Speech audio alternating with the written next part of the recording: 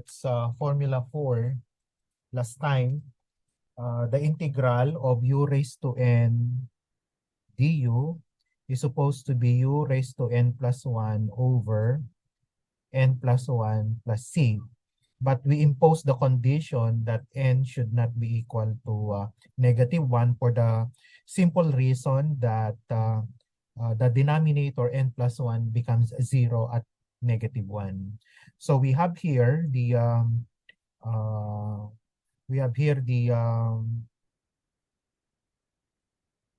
corresponding formula now for the case that n is equal to -1. So when n is equal to -1, you will actually have the integral of u raised to -1 du, or that will be the integral of 1 over u du, or in a more compressed form, we have the integral of du over u.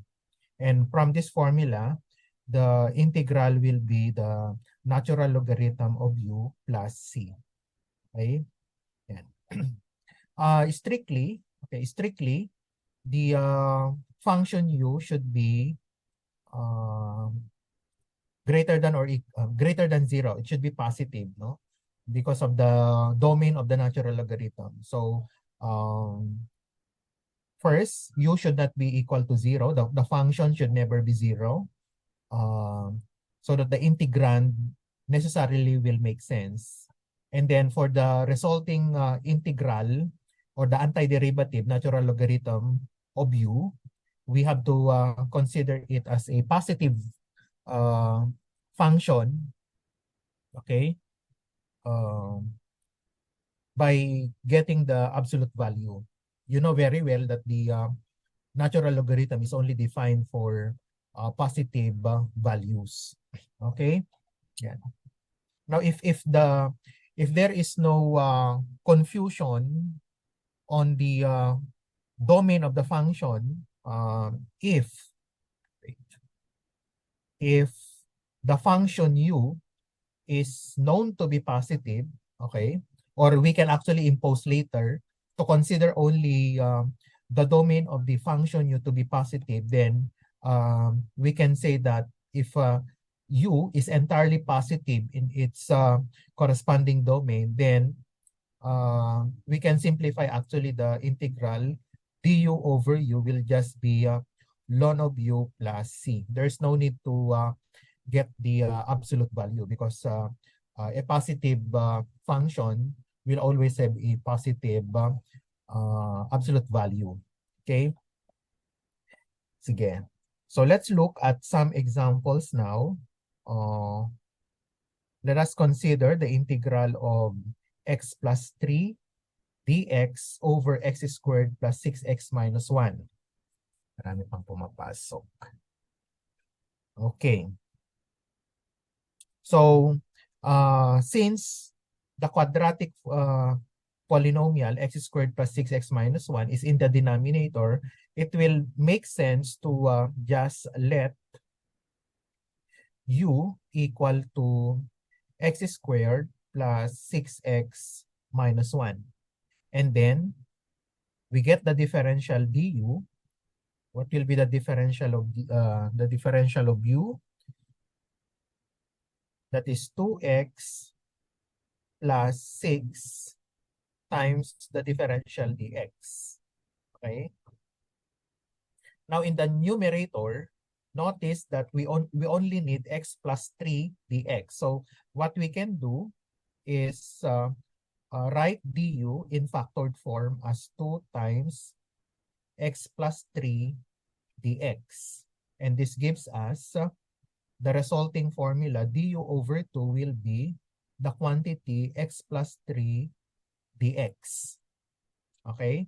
So if you go back to the integral now, the integral of x plus 3 dx, so that will transform into yung x plus 3 dx will be replaced by du over 2. And then x squared plus 6x minus 1 have been replaced by u. So that's going to be u. Again, in the numerator, division by 2 is the same as multiplication by 1/2. So we can bring that out. So this becomes 1/2 the integral of du over u. And if you're now going to apply this formula, okay, the integral of du over u, okay, so this becomes 1/2 ln of the absolute value of u plus c. Or you can write it, as I mentioned before, we need to revert back to the original variable. So this becomes 1/2 ln of the absolute value of x squared plus 6x minus 1 plus c. Okay? You can write it that way. Any question? Wala.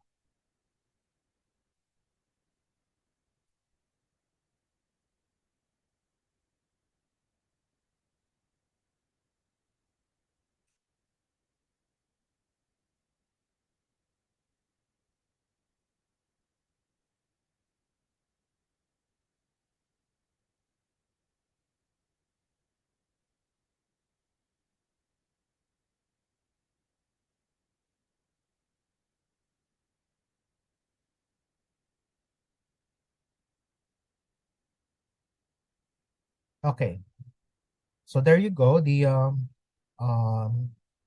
final answer will be 1/2 ln of the absolute value of x squared plus 6x minus 1.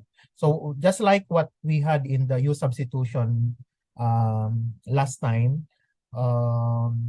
we make it sure that all variables in the original integral will be replaced by the variable u. Just like here, x squared plus 6x minus 1 have been replaced by u, and then x plus 3 dx will be replaced by du over 2. Yan. This one, okay.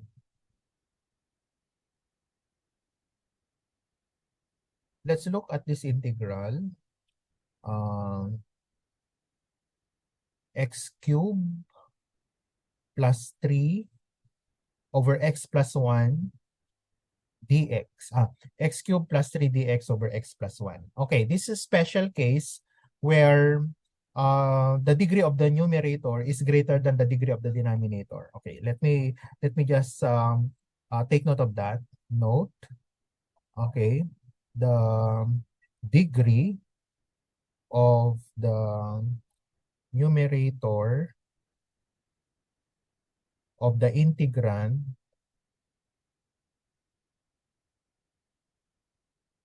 is greater than the degree of the denominator.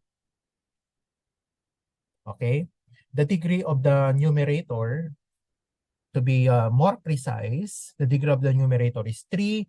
The degree of the denominator is just 1. Okay? Now, a general rule here is that if the degree of the numerator is greater than or equal to the degree of the denominator, we have to divide, or we have to carry out the division first. Okay, so we need to simplify the integrand. Yung x cubed plus 3 over x plus 1. Okay, we need to get the quotient and the corresponding remainder. Okay, I hope you can still remember how we divide polynomial x plus 3 divided by x plus 1. Okay?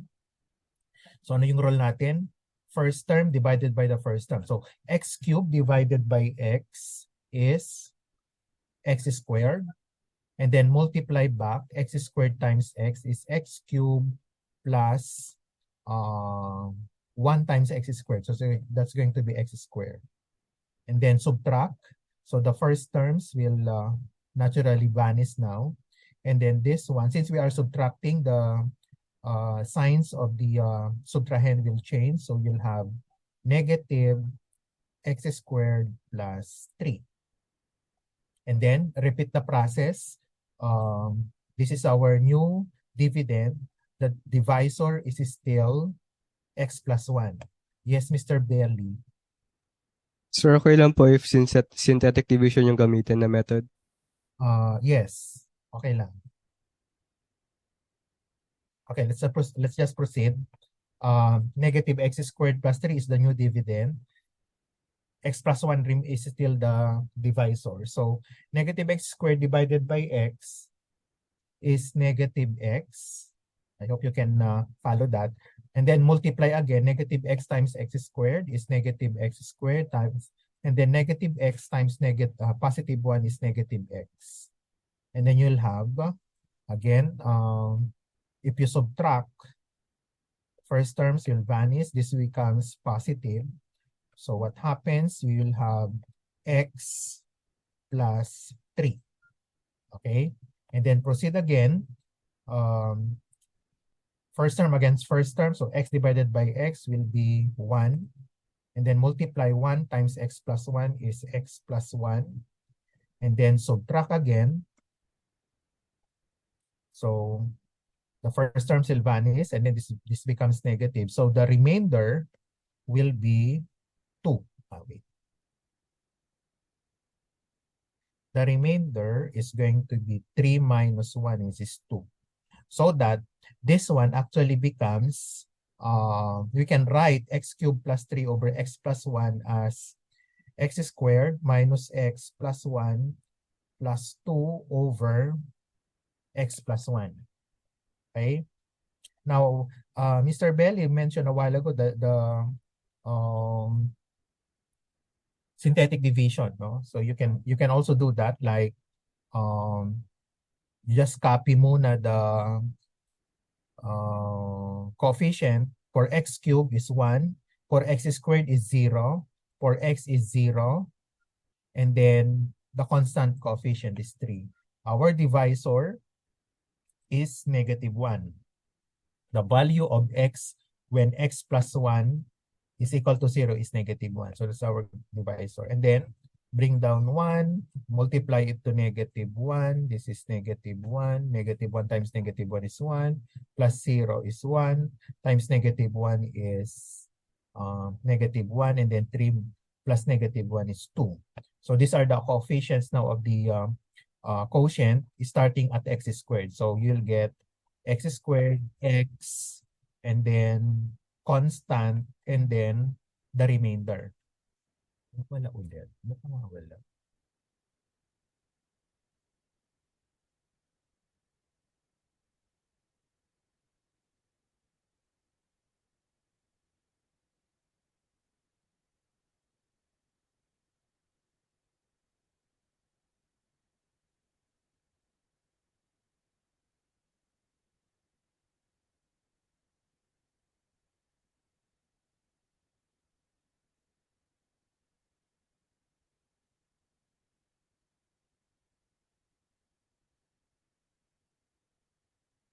Okay.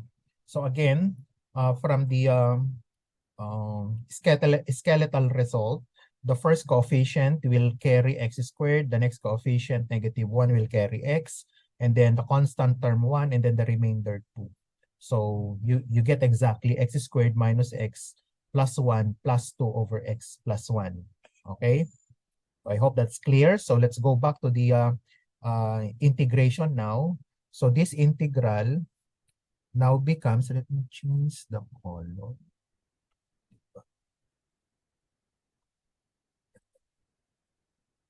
Sige. So the integral will become the integral of x squared minus x plus 1 plus 2 over x plus 1 dx. And by distributive property, you'll simply have the integral of x squared dx minus the integral of x dx plus the integral of dx plus 2 the integral of dx over x plus 1. Okay? Run out of space. Let me continue it here. Dali na yung folder. Okay. For the last term, yung the integral of dx over x, we will let u equal to x plus 1. So du is going to be dx.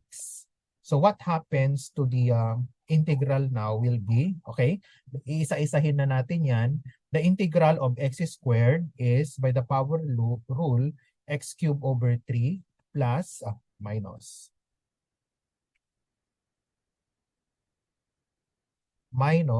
the integral of x dx is x squared over 2 plus the integral of dx is x plus 2 the integral of du over u. Okay? In the last integral, dx will be replaced by du. Okay? Dx will be replaced by du while the x plus 1 will be replaced by u. That's why you have du over u. And this becomes x cubed over 3 minus x squared over 2 plus x plus 2 ln of u. So is idiretso ko na yung u is x plus 1, the absolute value plus c. Okay? Yan.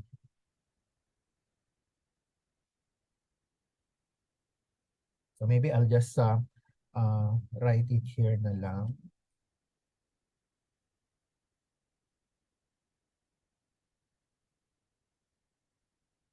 Okay.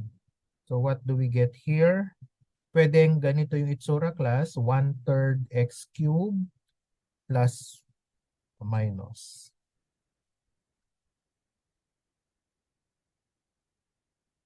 Minus 1/2 x squared plus x plus 2 ln of x plus 1 plus c. Yan. Okay? So again, class, kailan natin dinidivide yung rational expression kung yung degree ng numerator is greater than or equal to the degree of the denominator. So kahit pareho silang 1 halimbawa, you still have to divide that. Okay? You still have to divide that.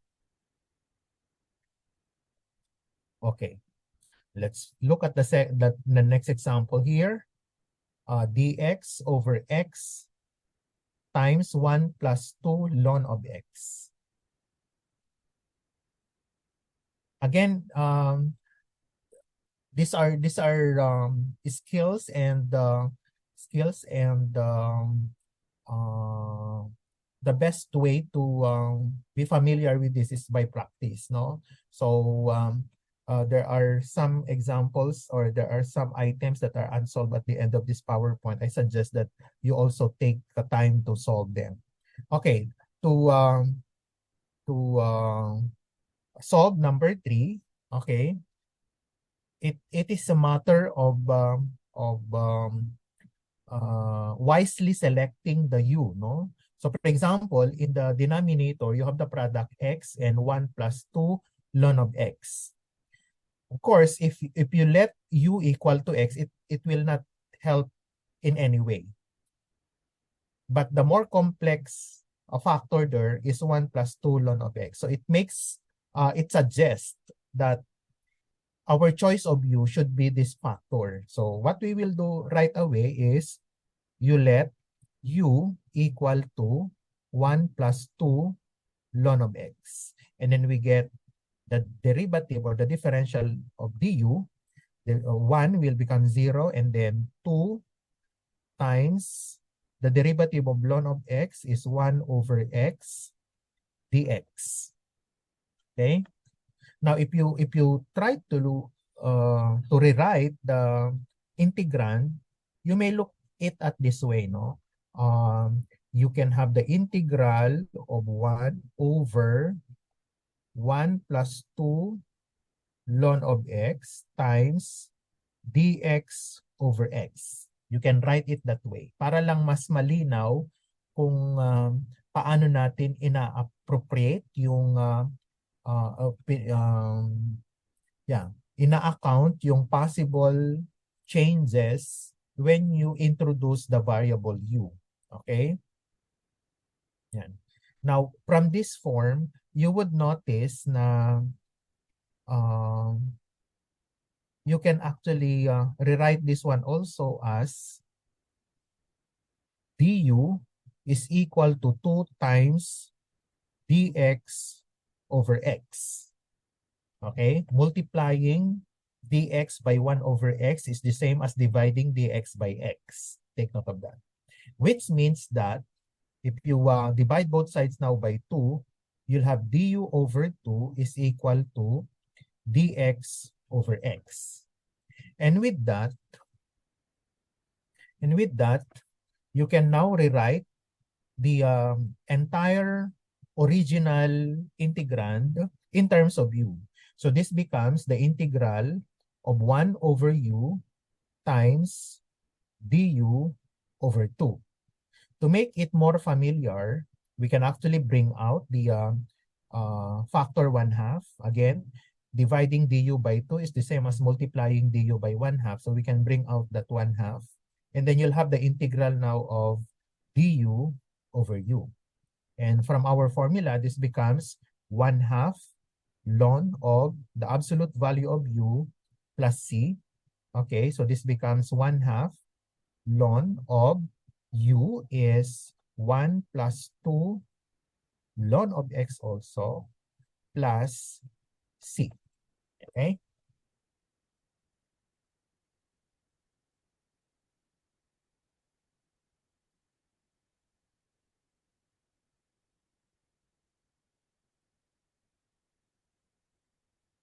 Yan. Any questions so far? Just raise your hand to be recognized if you have some questions to ask. There are none. I will proceed to the next.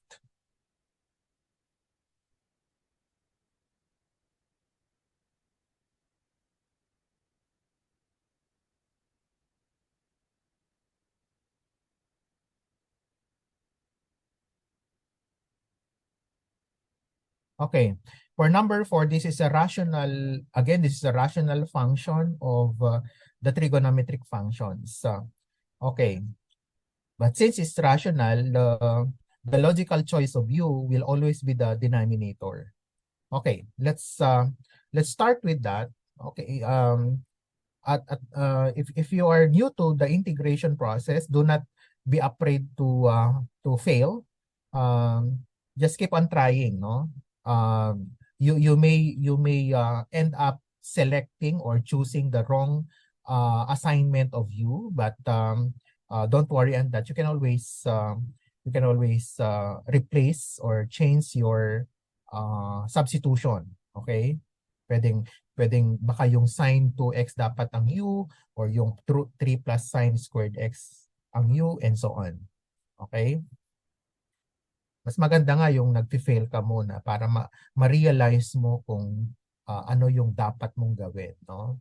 Yan. Okay, anyway, let's do it here.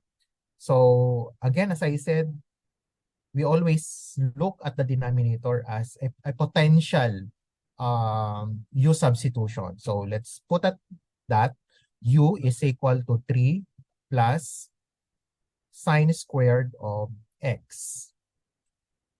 Can you give me the du? Who can give me the value of du? If you can open your audio, just recite.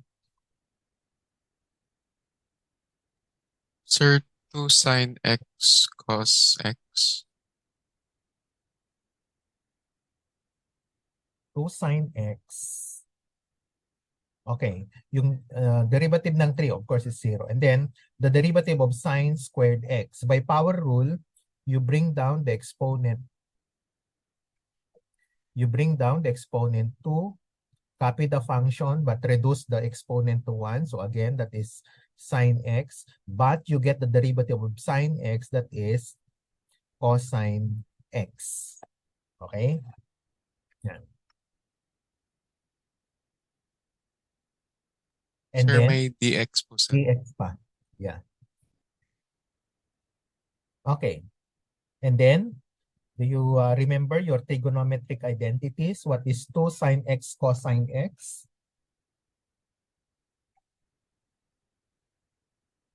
Sine 2x po, sir. This is exactly, okay, recall your identity of sine 2 a is equal to 2 sine a cosine a. Okay? One of the trigonometric identities. So that means du can be rewritten as sine 2x dx. And you should realize how precise our substitution now with the denominator entirely replaced by u, and the numerator will also entirely be replaced by du. So what happens to the integral now? By changing or shifting to the variable u, we'll have du over u. Okay? And which is the formula that we are targeting, no? That's the formula that we are targeting right now. So by the formula, this becomes log of the absolute value of u plus c, and then reverting back to x, this becomes ln of the absolute value of 3 plus sine squared of x plus c. Yeah. So, ang target nyo lagi is, since we are working with this formula, kailangan you make a way to produce this integral du over u, or di kaya integral of u raised to negative 1 du. Okay? Okay. So, the examples here will expose you actually to different techniques on how you can address integrals that will call for the logarithmic function. Okay, let's look at the integral of x plus 8 dx over x plus 3 squared. Again, logically, we'll have to let u equal to x plus 3 squared. Okay, let's have a trial first. What will happen if we let outright, we let u equal to x plus 3? Okay? So what happens? Immediately, your du will be equal to dx. Okay? Yan. Now, if you do this, something wrong will be observed in the numerator. Okay? Kasi yung numerator natin is x plus 8. Eh, ang u natin is x plus 3. So, kung titingnan natin yung factor sa numerator, x plus 8 dx, okay? Ang mangyayari lang dyan, yung x plus 8, okay? X plus 8, tapos yung dx magiging du. Okay? So, hindi natin siya ma-entirely replace by the du. Okay? Of course, there are a lot of ways of simplifying this. One way, okay, let me cite one possible strategy that you can do. Gagawin natin, okay, ilalabas mo i-match natin yung denominator. So what I will do is, i-break ko, i-split ko yung 8 as 3 plus 5. So we will have x plus 3 plus 5 dx. Pag sinimplify natin yan, x plus 8 pa rin naman. Okay? Over x plus 3 squared. Tapos, di ba, may property tayo na if you are dividing, let's say, A plus B over N. Pwede mong paghiwalayin yan as A over N plus B over N. That's exactly what we are going to do here. Yung nakagroup na x plus 3, ihiwalay natin yon. So this becomes the integral of x plus 3 dx over x plus 3 squared. Tapos yung 5, ihiwalay din natin. 5 dx over x plus 3 squared. Okay? Wala tayong binago na quantity, hiwalay lang natin yung fraction. Okay? So, pinaghiwalay lang natin. And so, if you do this, the first integral with a common factor of x plus 3, that will reduce to the form dx over x plus 3.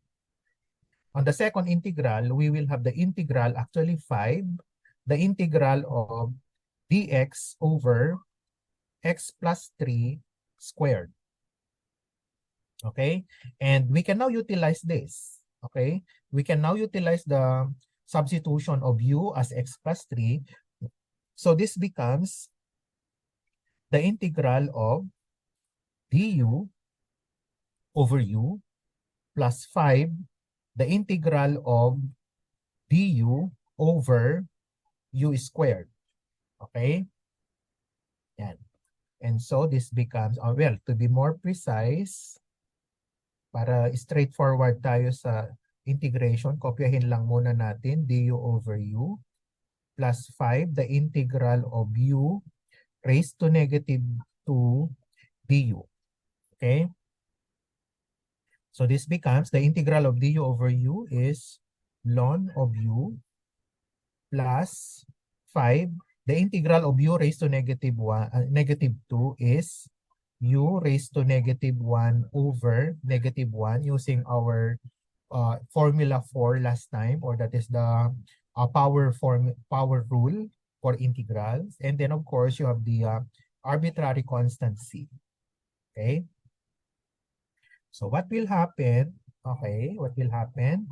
We will now have ln, if we revert back to the x, so this becomes the ln of x plus 3, okay, minus, kasi may negative tayo doon sa ilalim, so magiging minus 5, tapos yung u raised to negative 1 is 1 over u, okay? So magiging 1 over u, and u is x plus 3, okay, plus c. Or you can write here, write in a more concise form, ln of the absolute value of x plus 3 minus 5 over x plus 3 plus c. Okay? Yan.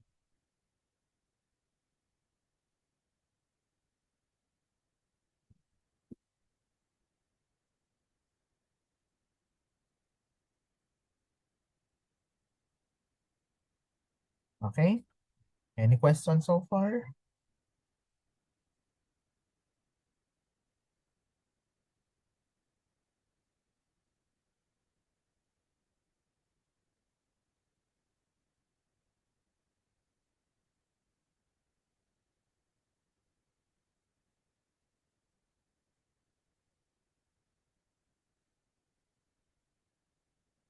Okay, there's another method. Kung hindi nyo nakuha agad yung splitting of the numerator, x plus 8, we split that as x plus 3 plus 5. You can also do it this way. You can retain what we did in the original substitution, x plus 3. Okay, but just allocate the u to complete the x plus 8 in the numerator. So for example, you have the original u is x plus 3, no? And we will just maintain that. Okay? we'll just maintain u equal to x plus 3. But we'll have to express x in terms of u this time. So changing the dependency, we'll have x is equal to u minus 3. Tama ba? You just solve for x. So that means u is x is equal to u minus 3. X is equal to u minus 3. Okay, now going back to the integral. For example, you have the integral now, the integral of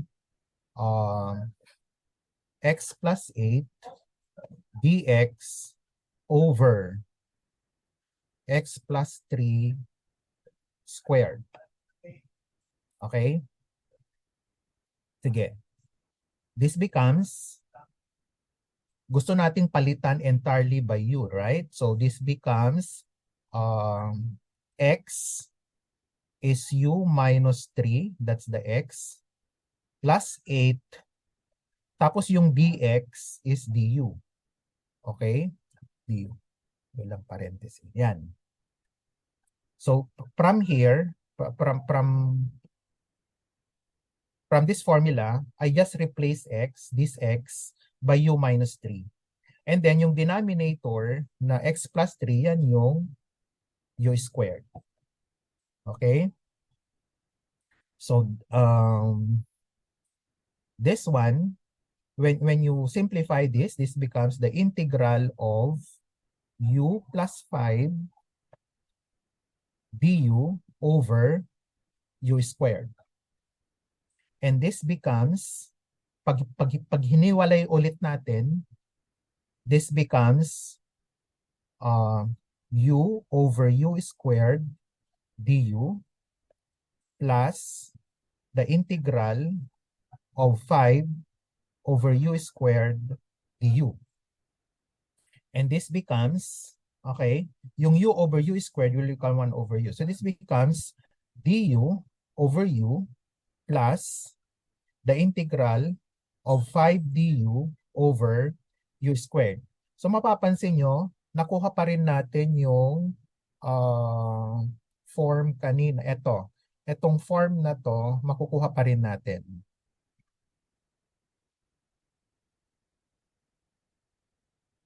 This one here. Okay? So pwedeng ganong approach. Kung hindi nyo nakuha, most of the students actually have difficulty comprehending the splitting of the x plus 8 into x plus 3 plus 5. Okay? Hindi agad, especially if you are not that imaginative, you may have difficulty splitting yung x plus 8 into x plus 3 plus 5, no?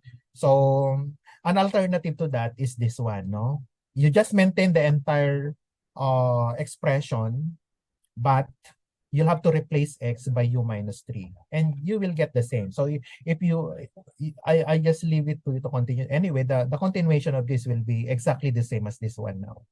This one, okay?